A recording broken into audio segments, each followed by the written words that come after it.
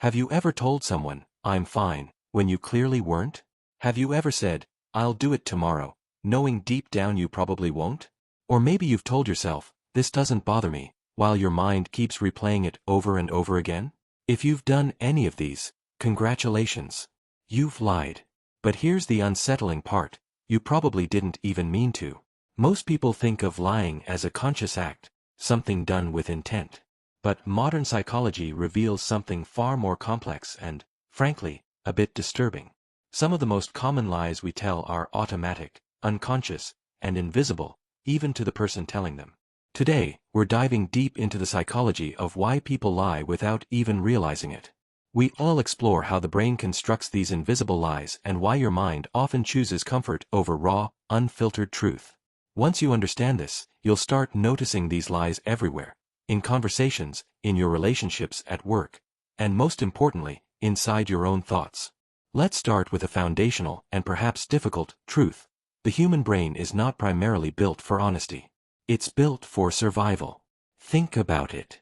The truth can be incredibly uncomfortable. It can threaten our ego, create conflict with others, and expose our deepest weaknesses. Faced with these threats, your brain does what it does best. It protects you. Psychologists call this powerful, automatic process self-deception. Now, self-deception isn't necessarily a character flaw, it's a deeply ingrained defense mechanism. Your brain is constantly filtering reality, curating the information you perceive to keep your emotional state stable and secure.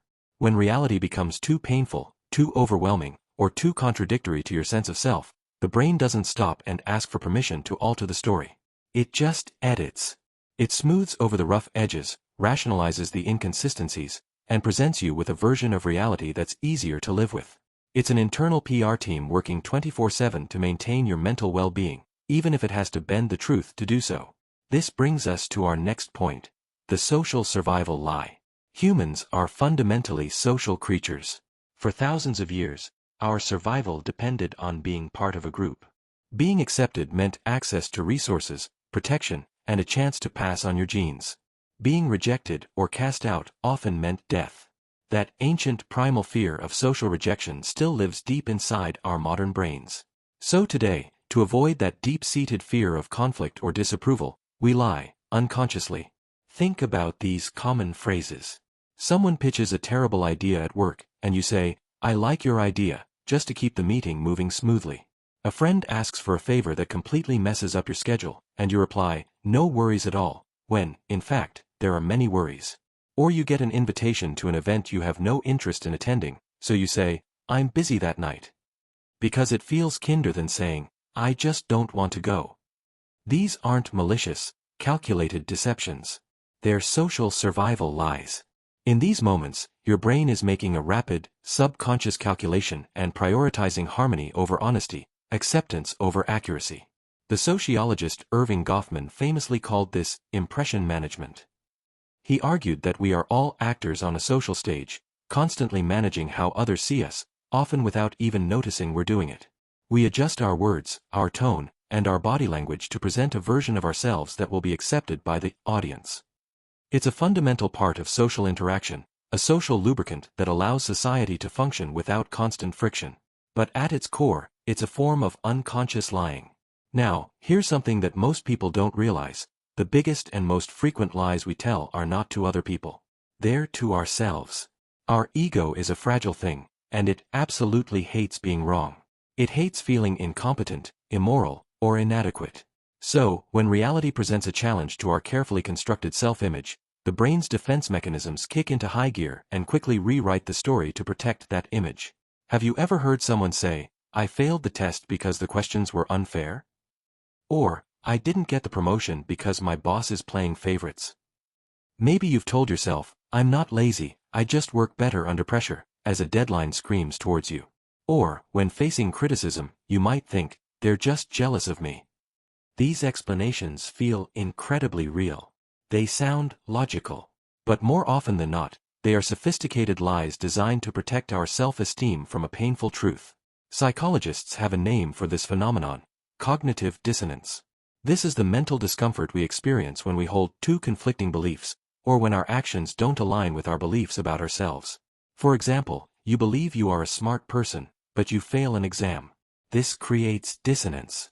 To resolve this discomfort, the brain has two choices: either accept the painful reality that you didn't prepare well enough, or change your belief about the situation. It's almost always easier to change the belief.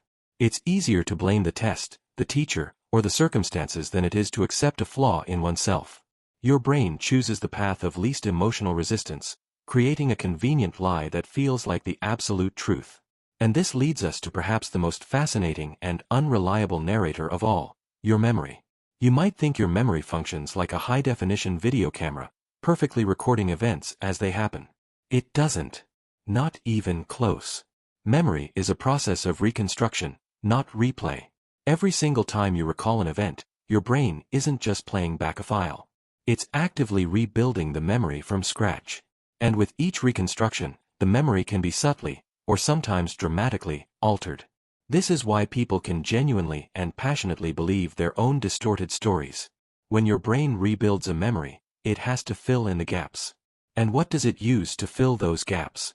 It uses your current assumptions, your present emotions, and all of your cognitive biases. If you're angry about an argument you had last week, you might remember the other person's tone as being much harsher than it actually was. If you admire someone, you might remember their actions in a much more positive light.